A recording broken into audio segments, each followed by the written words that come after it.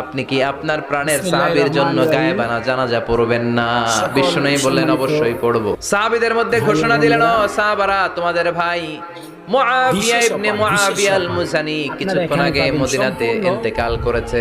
সবাই বাইরে বের হয়ে আসো, এই মাত্র আমরা এই মুহূর্তে আমরা গায়েবানা জানাজা পড়ব। বিশ্বনবী প্রথম কাতারে দাঁড়ালেন, হাজার হাজার সাহাবারা লাইন ধরে দাঁড়ালো। সাইয়েদনা জিবরাইল 1,40,000 ফেরেশতা নিয়ে সাহাবাদের পেছনে দুইটা লাইনে দাঁড়িয়ে গেলে, প্রথম লাইনে 70,000, দ্বিতীয় লাইনে আরো 70,000, 1,40,000 ফেরেশতাদের বহর। আর সাহাবারা মিলে আল্লাহু আকবার বলে গায়েবানা জানাজা শুরু করলেন। নামাজ শেষ। বিশ্বনবী তো অবাক, ঘটনা কি? কোন সাহাবীর গায়েবানা জানাজায় তো ফেরেশতা নামে না আকাশের উপর থেকে।